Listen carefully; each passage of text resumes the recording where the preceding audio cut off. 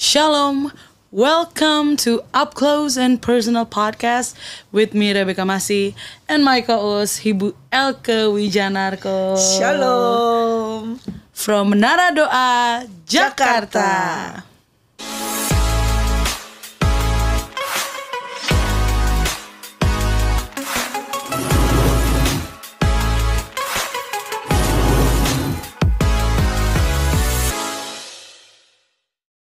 Hari-hari ini kita sering mendengar sebuah kata, khususnya buat anak-anak muda. Ya. YOLO. YOLO. Ya, sebuah akronim yang berarti You Only Live Once, yang artinya kamu hanya hidup sekali. Tapi YOLO ini sering dipakai untuk melegitimasi anak muda untuk boleh berlaku sesuka hati mereka. Hari ini kami nggak berdua aja, kita nggak berdua aja nih Bu. Kita lagi nggak berdua nih, ada teman-teman kita. Iya, ada anak-anak muda dari Menara Doa Jakarta. Cantik-cantik lagi. Yaitu ada Nasya Elizabeth, shalom Nasya. Shalom Nasya. Dan Gracia Fidelia Walia. Shalom. Shalom Cia. Shalom. Iya, YOLO. Nah, menurut kalian nih, kan masih muda ya. YOLO itu menurut kalian itu gimana? Since kita hanya hidup sekali, sebaiknya dipakai untuk apa nih? Apakah hidup kita dengan hidup kita yang cuman sekali ini? Nah, menurut kalian dari perspektif anak-anak muda seperti apa? Ya boleh. Oke. Langsung. YOLO sampai ada lagunya. YOLO pokoknya. Iya. Ya, aku terkenal banget lagu itu. Aku nggak tahu. Beda zaman. Ya, beda zaman. Yang artinya you only live once. Kamu hidup hanya sekali.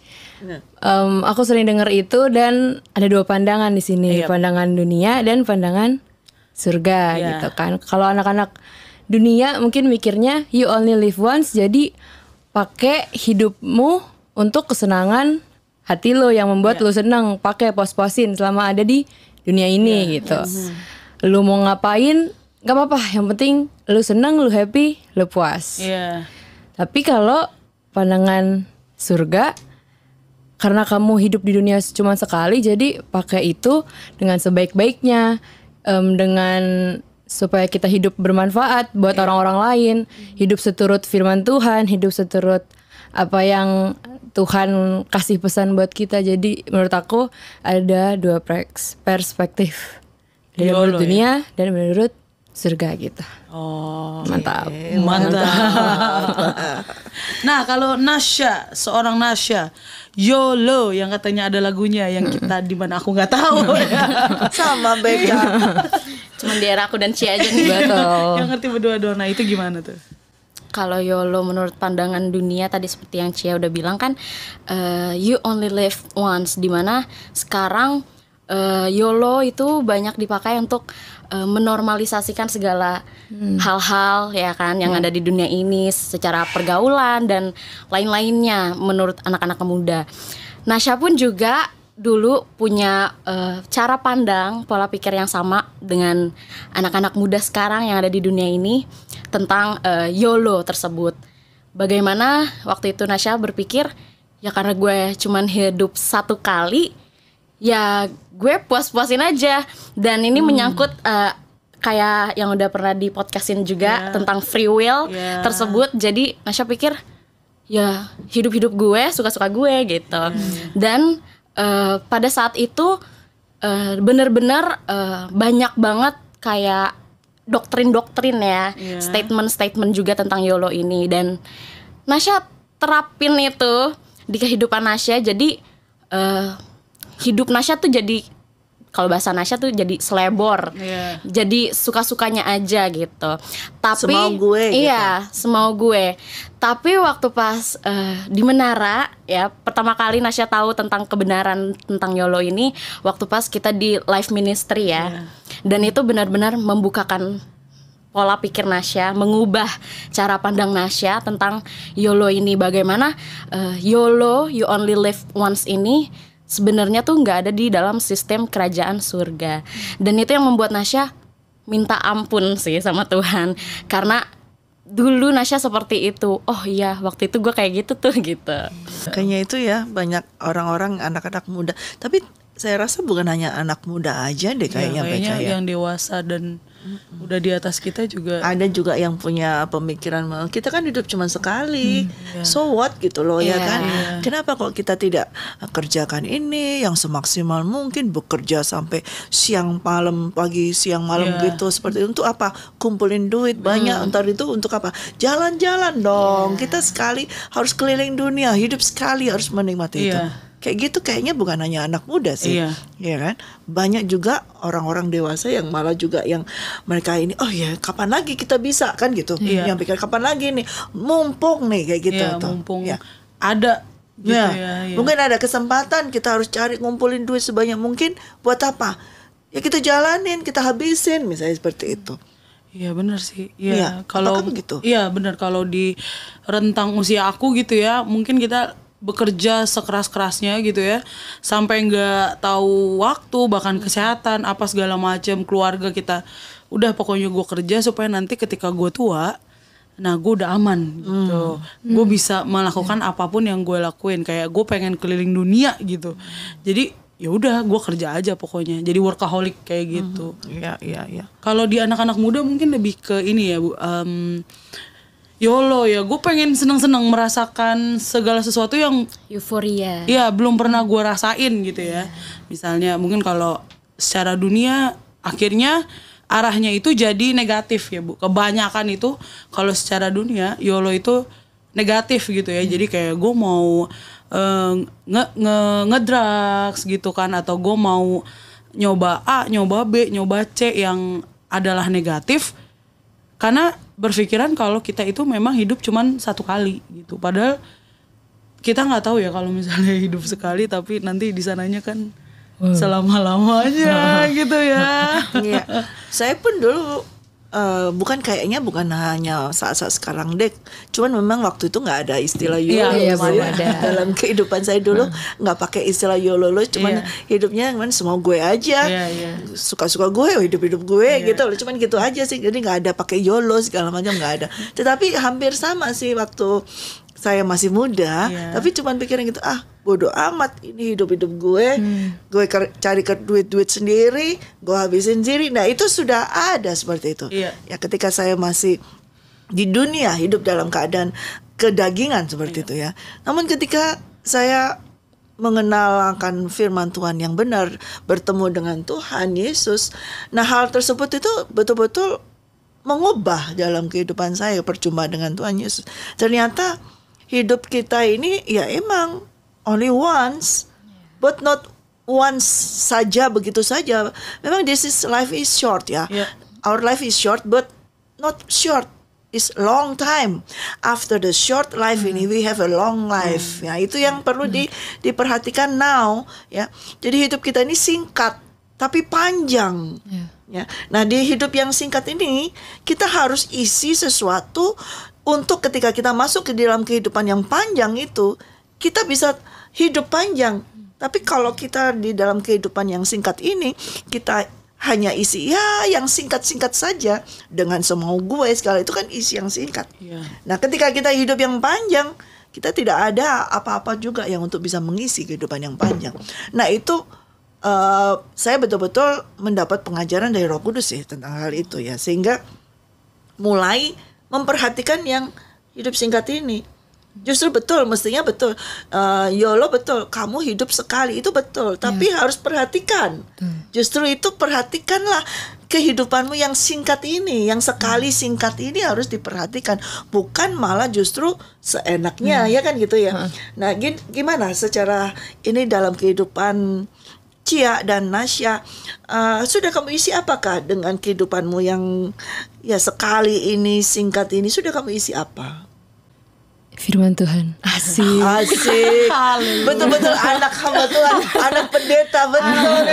Amin. Gak salah kita panggil dia ya. Isi dengan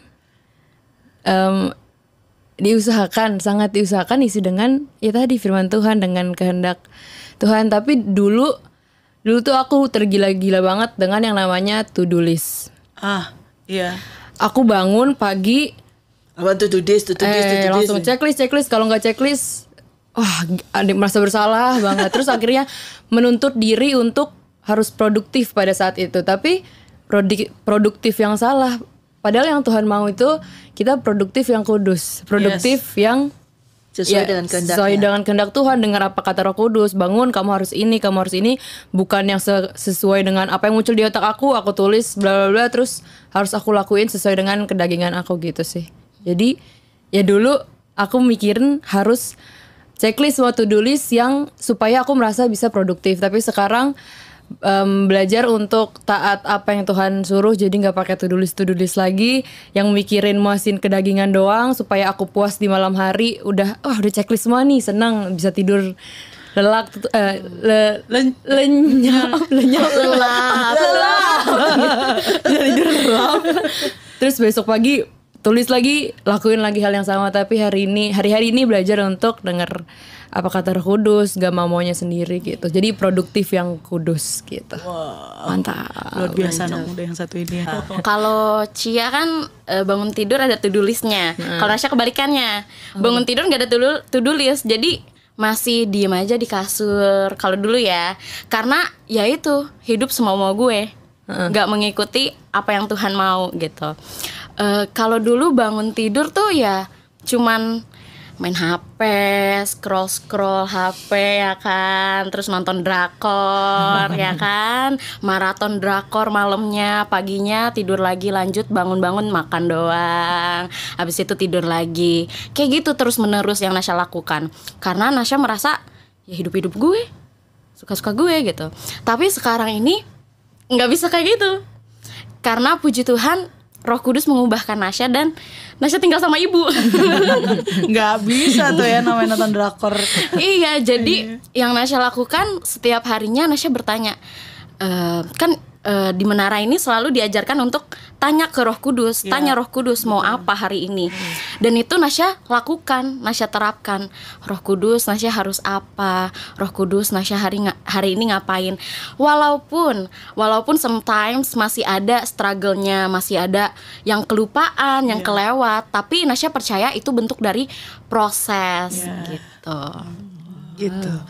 Bagaimana ini Beka? Luar biasa sekali ya. Dulu aku waktu seumur kalian nggak gitu. Jadi malu. Nah, ada yang bilang gini kan, kita masih muda nih, nakal-nakal dikit boleh lah. Jujur aku pernah nakal gitu ya, nongkrong di tempat-tempat.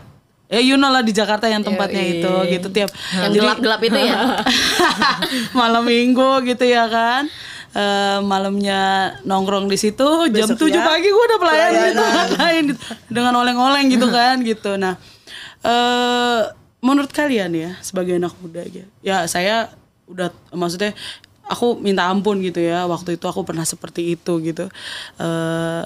Menurut kalian nih, bagaimanakah pandangan dengan nakal dikit-dikit nggak apa-apa lah, sedikit-sedikit gitu loh, kayak gue dulu gitu loh. Udah kalau misalnya gue mau minta ampun aja kan. Ntar besok minta ampun kan di gereja lu pelayanan minta ampun. Betul. Gitu. Gimana? Nasya. Kalau Nasya dulu mungkin punya pemikiran yang sama ya, kayak KBK, nakal dikit-dikit nggak apa-apa tuh nanti minta ampun ujung-ujungnya. Tapi ya sekarang kan udah paham ya, maksudnya kebenaran firman Tuhannya ini loh. Iya. Aduh, rohani banget mungkin. Maksudnya ya udah paham, jadi kita harus tahu dong, maksudnya kalau lo mau melayani Tuhan masa berdosa gitu. Dan kita nggak bisa hidup seperti itu, karena kita hidup bersama dengan Roh Kudus, berjalan bersama dengan Roh Kudus. Jadi harus benar-benar memancarkan kalau benar-benar kita ya walk in habitual fellowship with the Holy Spirit. Wah. Cia, bagaimana? Kalau dulu aku punya pandangan yang sama. Tuhan Maha Pengampun kok, pasti Tuhan ampunin kalau aku dosa Sabtunya, terus nanti Minggunya ibadah atau pelayanan, terus minta ampun pasti Tuhan ampunin. Tapi setelah aku ke menara, dibukakan lagi semuanya, benar-benar punya pandangan yang baru, belajar firman Tuhan lebih lagi. Aku merasa kalau datang ke Tuhan jangan apa adanya. Yang artinya kita menormalisasi ketika Sabtunya nggak apa-apa dosa, yang penting minggunya minta ampun ke Tuhan. Gak boleh kayak gitu, jangan apa adanya. Bukan berarti kita gara-gara dosa jadi nggak mau datang ke Tuhan, tapi ya gitu, jangan apa adanya. Lu ke Tuhan tapi merasa diri lu layak karena apa, meskipun lu berdosa. Menurut aku gak boleh kayak gitu sih. Jadi ketika kita datang ke Tuhan, ya gitu, harus tahu diri siapa kita, menyucikan diri kita, benar-benar ya datang ke Tuhan. Jangan dengan dosa-dosa yang udah kita lakuin dengan sengaja itu. Jadi harus benar-benar ya itu, jangan berdosa, jangan kompromi sama dosa gitu. Walaupun sedikit-sedikit. Ya walaupun sedikit-sedikit, dan merasa Tuhan ampunin kok, aman lah, nggak boleh kayak gitu. Nah aku beberapa hari yang lalu pernah ada di aku main TikTok juga ya, for your information ya. Jadi ada di FYP aku keluar gitu, ada wawancara nih anak muda yang aku tahu dari bentukannya sih masih muda gitu ya. Dia ditanya, lu kapan terakhir ke gereja gitu? Terus dia jawab, ya 2 minggu yang lalu gitu kan. Terus dia bilang, lah lu terus ditanya lagi, menurut lu Tuhan tuh penting nggak? Dia tanya gitu si pewawancara. Terus dia bilang, ya gitu deh, Tuhan itu kan ya gitu deh, buat nyembuhin aku, buat iniin aku, buat mujizat segala macam. Dan jujur aku sedih banget gitu ya waktu lihat itu gitu ya, VT itu gitu. Ternyata bagi anak muda ada lah ya, mungkin segelintir anak muda yang cuman ke gereja setor muka doang, absen karena disuruh bokap nyokap atau apa gitu, dan hanya menganggap Tuhan sebagai ya udahlah dia kan pembuat mujizat apa segala. Nah menurut kalian ya, sebagai anak-anak muda, Tuhan Yesus itu gimana gitu di dalam POV kalian? Tuhan itu segalanya. Ya Tuhan segalanya, bukan sekedar penyembuh, bukan sekedar kasih mukjizat, bukan sekedar kasih uang buat kita, tapi ya segalanya. Tuhan udah mati di kayu salib, udah nebus dosa kita, udah bangkit, itu semua demi kita. Jadi ya apa tadi? Ya Tuhan segalanya, nggak bisa kompromi. Tuhan segalanya, bukan sekedar ya yang penting Tuhan kasih gue kesembuhan, oke terima kasih Tuhan, nggak gitu. Tapi ya kita harus tahu diri juga, ketika Tuhan udah ngasih semuanya ke kita, masa kita sebagai anaknya, sebagai hambanya gini-gini aja. Yang tadi ke gereja 2 minggu yang lalu gitu-gitu, terus kayak menurut aku ke gereja itu dalam bentuk ucapan syukur kita sih. Kayak kita udah di bless Tuhan, masa kita nggak mau sih sediain 1 hari buat Tuhan khusus, meskipun hari Tuhan bukan hari Minggu aja, tapi kan ke gereja itu salah satu bentuk ucapan syukur kita ke Tuhan gitu. Gimana Nasya? Ya harus tahu diri sih memang, karena seperti tadi yang Cia bilang juga, masa dari yang pandangan anak muda tersebut aja udah kelihatan banget ya kalau dia memandang Tuhan hanya sebagai pemberi berkat, penyembuh, healer, apa segala macam gitu. Tapi kan kita harus memposisikan diri kita, kita ini siapa gitu. Jangan mentang-mentang kita banyak disebut-sebut sebagai anak Tuhan, tapi kita semena-mena gitu. Apa iya kita semena-mena sama orang tua kita gitu? Kalau sama orang tua kita aja bisa kayak gitu, bagaimana dengan Tuhan? Maksudnya Tuhan itu kan juga pribadi, dia memiliki perasaan kan yang sama dengan kita. Kalau kita lebih condong ke arah dunia, pergaulan dan macam-macamnya, pasti dia cemburu dong. Kalau untuk kayak soal bergereja apa segala macam, ya benar, kita memiliki waktu bersama dengan Tuhan. Kita kan udah istilahnya 24/7 gitu ya, hidup di dunia ini udah macam-macam deh, ngelakuin banyak hal, udah nongkrong apa segala macam. Masa nggak ada sih kita quality time sama Tuhan? Sekarang ini kan anak-anak muda banyaknya quality time dengan keluarga, dengan teman, terus me time gitu. Tapi nggak ada waktu dengan Tuhannya gitu. Kayaknya tuh Bu ya, kalau ini ya yang hal-hal seperti ini unpopuler gitu ya Bu ya, di mata anak-anak muda. Kalau misalnya kita yang kudus banget, terlalu kudus loh apa segala macam gitu ya kan. Nah, menurut Ibu nih gimana Bu, melihat perkembangan anak muda yang hari-hari ini tuh kayaknya memang iblis tuh bekerja cepet banget gitu ya. Maksudnya kita digiring ke satu tempat yang bisa nanti sama-sama dia gitu loh Bu. Nah, memang sih hal ini sebetulnya ya Beka ya, bukan hanya kita limpahkan kesalahan terhadap anak muda ya. Sebetulnya tidak langsung kita bisa harus menyalahkan mereka. Karena memang betul iblis saat ini dia itu dengan caranya yang sedemikian rupa itu menyeret bukan hanya anak muda Beka. Orang-orang dewasa pun sepertinya diserongkan ini dengan tak terasa. Tiba-tiba sudah berada jauh banget daripada jalan kerajaan surga. Ya, tiba-tiba sadar, loh gue jauh banget, salah banget jalan-jalannya. Nah itu dengan kecanggihan segala macam sekarang semuanya. Dan terlebih lagi ya dari pihak hamba Tuhan, gereja Tuhan itu tidak memberikan suatu kebenaran yang benar, yang tegas. Mereka memberikan suatu hal yang seperti abu-abu, diabu-abukan, yang putih dihitamkan sedikit. Ya tidak berani menyampaikan, tidak boleh. Malah sekarang banyak gereja yang memberikan relevan dengan dunia. Membiarkan anak-anak mudanya atau jemaatnya itu relevan. Kita harus relevan dengan dunia. Artinya apa relevan itu? Artinya kita harus mingle dengan dunia. Kita harus, ya jangan sampai kamu tuh nggak up to date lah. Kamu harus ikut sekarang ini dunia lagi apa, kita ikutin. Nah, gereja mengikutin dunia yang ada sekarang. Yang seharusnya adalah dunia harus ikut ke gereja, harus ikut ke tubuh Kristus ini, kepada firman Tuhan ini. Ya, dengan demikian banyak sekali anak-anak muda yang mulai dengan pola pikir yang oke, pendetanya ngomong oke kok nggak apa-apa, kita relevan kok. Jadi dosa-dosa dikit nggak apa-apa. Jadi mulai muncul seperti itu. Nggak apa-apa lah, kita ngedrak sedikit nggak apa-apa, kita minum mabuk sedikit nggak apa-apa. Yang penting kita nggak mabuk sampai mabuk banget, ya seperti itu. Atau kita rokok sedikit nggak apa-apa. Nah karena apa? Karena kebebasan yang diberikan oleh pihak gereja, hamba Tuhan ini tidak berani menyampaikan bahwa hitam atau putih.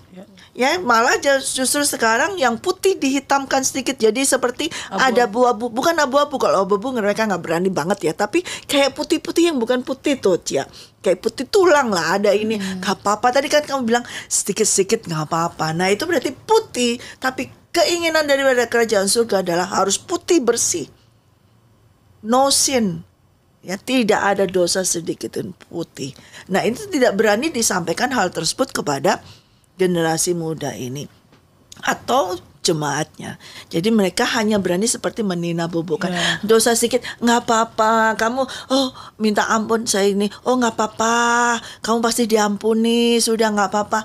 Nah tidak ada suatu teguran ya, kamu tidak boleh melakukan hal itu lagi karena Tuhan tidak berkenan, karena itu menyakitkan hati Tuhan. Nah akibatnya apa kalau kita melanggar perintah Tuhan, menyakiti hati Tuhan? Tuhan tentunya terus-menerus dia akan merasa disakiti dan dia bisa meninggalkan, seperti yang saya sampaikan kemarin. Roh Allah disakitin terus, Roh Kudus disakitin, dia bisa keluar. Dan ketika Roh Allah keluar dari kita, kehidupan kita parah sekali. Nah ini tidak ada yang berani menyampaikan, malah mengiyakan, nggak apa-apa. Yang penting setelah kamu berdosa, kamu minta ampun, Tuhan tuh Maha Pengasih. Nah ini seringkali diberikan, memang betul, tidak salah kalau Tuhan kita Yesus Kristus adalah Maha Pengasih, panjang sabar. Tetapi apakah hidupmu yang sekali menurut kalian itu kamu isi dengan berulang-ulang seperti itu? Berarti kan short kan hidupmu. Short. Nah kalau waktu itu singkat terus kamu salah lagi, bangun jatuh bangun. Kalau pas udah short jatuh. Giliran pada pas jatuh. Nah lalu bagaimana? Sedangkan sudah gini bukan berarti end. Kamu harus memulai sesuatu yang baru, yang lama, yang long, kekal, tapi dengan start yang sudah jatuh dalam dosa. Ya ini yang makanya kalau kita itu anggap bahwa kita ini hidup hanya only once. Yes, that's true. Tapi justru ya, kebenaran firman Tuhan katakan, hidup kita ini bukan berakhir ketika kita mati. Justru ketika kematian itu ada, kita start the new life. Kita mulai kehidupan yang baru. Nah, kehidupan yang baru yang harus kita alami, kita lakukan itu berdasarkan hidupmu yang sekarang ini, only once ini. Bagaimana dengan kehidupanmu yang only once ini? Kok isi apa gitu? Oh iya, benar-benar. Ya kan? Nah, sebaiknya ya kita sebagai orang tua juga, hamba Tuhan, ya harus berani memberitahukan kepada anak muda ini.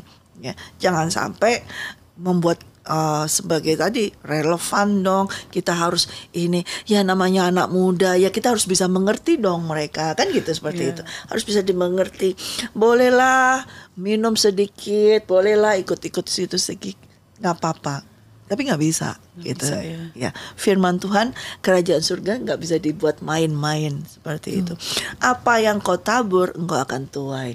Jangan sesat, firman Tuhan berkata demikian. Sekalipun kamu berdosa sedikit, tapi kau sudah menabur dalam kedaginganmu dosa, kamu pun akan menuai konsekuensi daripada dosa tersebut. Nggak bisa cuma minta ampun, diampuni, tapi tetap ada konsekuensi dari dosa tersebut. Ada hukumannya. Nah, Tuhan tetap memberikan hukuman itu. Tuhan mengampuni, tapi konsekuensi dari dosa tetap harus dibayar.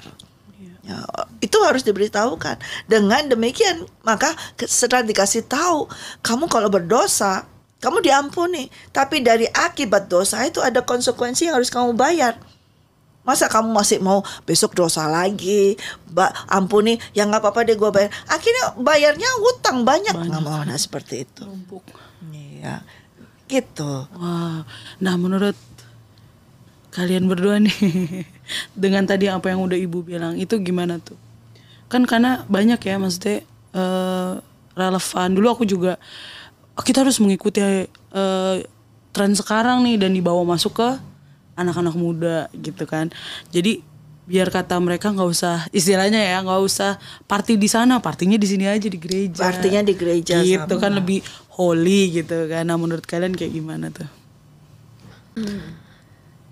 Ya pernah ngalami nggak? Ya. Pernah. Tapi sekedar dikasih tahu aja, bukan benar-benar lihat di real life. Kayak banyak gereja-gereja anak muda yang kita pasang lampu-lampu, redup-redupin segala macam biar anak muda datang nih berasa kayak di luar situ, lah ya gitu. Ya kayak melakukan hal-hal supaya anak muda datang, tapi hal-hal yang dilakuin itu bukan hal-hal yang benar, tapi hal-hal yang memancing anak muda itu, which is apa yang sesuai sama dunia, apa yang dunia tawarkan ke anak-anak muda itu gitu. Pernah ngeliat kayak gitu. Iya. Bahkan mungkin dengan suasana temaram tuh nggak tahu apa yang dia lakukan ya. Soalnya aku pernah kayak gitu. Iya kan? Kalau apalagi sudah kayak gitu temaram gitu, duduk di belakang dengan pasangannya, ya kan? Nggak tahu lagi apa ini. Kayak di bioskop aja kali ya, gitu ya kan? Jadi apa bedanya dong ke gereja dengan ke bioskop atau dengan cuma ini? pindah Ya kan? tempat doang emang. Lagunya beda. Lagunya beda. Lagu rohani ya. Rohani soalnya. Itu hanya tipuan ya. Iya, tipuan. Ya, itu iblis tuh memang penipu ya, pendusta, penipu ya. Kalau gereja Tuhan bisa ditipu, nah ini yang berbahaya banget ya kan. Anak-anak Tuhan bisa ditipu, ini yang berbahaya. Kenapa mereka bisa ditipu? Yaitu karena tidak ada yang walk in habitual fellowship with the Holy Spirit. Ini yang penting. Oleh karena itu kalau setiap anak muda mau terus-menerus bergaul dengan Roh Kudus, ya bukan hanya anak muda, siapa saja itu selalu bergaul dengan Roh Kudus, pasti nggak akan gampang ditipu oleh iblis, ya kan? Kalau kamu nggak pernah bergaul dengan Roh Kudus, nah iblis sekarang ini pintar banget, tipuannya kayaknya holy. Iya. Kayaknya holy. Gak apa-apa saya holy begitu, tetapi bukan dari Tuhan. Nah, seperti itu. Ya, tipuannya dia nggak tipu yang apa itu? salib dibalik atau yang menyeram seperti itu, enggak kan? Tapi nggak apa-apa, kita lagi sini, kita misalnya lagi podcast gini, itu setelah podcast kemana seperti itu ya kan?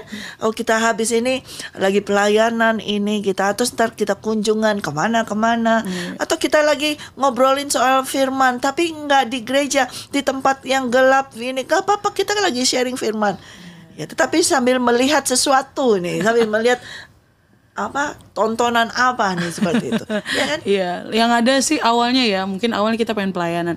Dari pengalaman aku ya Bu ya, kita pengen pelayanan nih, menjangkau anak muda. Oke, nggak apa-apa gue ini ikut lah 1-2 gitu, tapi lama-lama akhirnya jadi terikat, malah jadi ikutan gitu loh.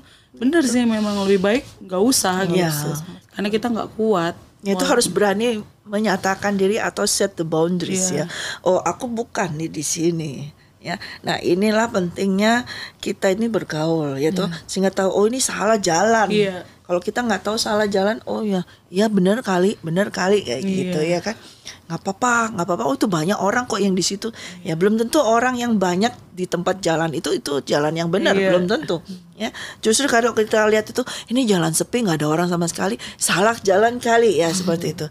Belum tentu juga salah jalan, karena jalan yang sempit itu biasanya orang nggak suka, ya kan? Dengan jalan yang lebar yang enak justru ramai, tapi belum tentu jalan yang ujungnya benar. Ya firman Tuhan juga mengatakan demikian. Kalau kita harus mau lewat ke pintu yang sempit, kayaknya nggak ada orang yang mau. Oh harus begini, banyak banget perintahnya. Apalagi anak-anak muda. Oh harus begini, harus bergaul dengan Roh Kudus, harus begini, baca firman begini. Nggak ada yang mau, sepi jalanan di situ. Tapi jalan yang kita ini kita ini bebas, relevan begini. Oh banyak yang datang. Banyak gereja yang memberikan kebebasan itu sehingga banyak orang datang. Kayaknya penuh banget gedung gerejanya. Tapi belum tentu benar, kebenaran itu di situ dinyatakan. Itu yang berbahaya. Akhir zaman ini iblis masuk di dalam kehidupan di gereja-gereja dengan istilah YOLO tadi. Main cantik pula lagi sih iblis. Iya, ketahuan. Nah, itu yang berbahaya. Iya betul. Nah gimana nih buat penutup kita ya, pesan dari Nasya dan Cia buat teman-teman anak muda yang menonton podcast kita pada episode kali ini. Boleh dari Nasya dulu mungkin ya. Bisa sampein situ ya. Buat anak-anak muda semuanya, benar tadi yang dikatakan YOLO, you only live once, benar. Tapi apa yang kita kerjakan di dunia itu yang menjadi pertanyaan. Apakah kita hanya hidup semau-mau kita dengan gue bolehlah bergaul bebas atau semacamnya, atau kita memanfaatkan waktu kita yang sangat singkat ini tapi panjang, yang panjang tapi singkat ini untuk mempersiapkan ke depannya, yaitu ke kehidupan yang kekal bersama dengan Tuhan Yesus Kristus. Amin. Gimana Cia? Dari aku, gunakan hidupmu yang hanya sekali di dunia ini untuk mempersiapkan hidupmu yang kekal di surga nanti. Jadi pakai untuk melakukan setiap kehendak Tuhan, melakukan setiap firman Tuhan. Dan di kehidupan kita yang sekali ini di dunia, gak gampang, banyak banget cobaannya, banyak banget godaannya. Iblis bakal pakai apapun caranya untuk narik kita untuk belok dari jalan yang udah Tuhan kasih ke kita. Tapi aku mau katakan kalau kita hidup nggak sendirian, kita hidup bersama Tuhan. Ada Tuhan Yesus di dalam kita, ada Roh Kudus di dalam kita. Terus minta hikmat yang Tuhan udah kasih, terus minta tuntunan Roh Kudus untuk membedakan mana jalannya Tuhan, mana jalannya si jahat. Jadi harus benar-benar hidup sungguh-sungguh, minta hikmat daripada Tuhan supaya kita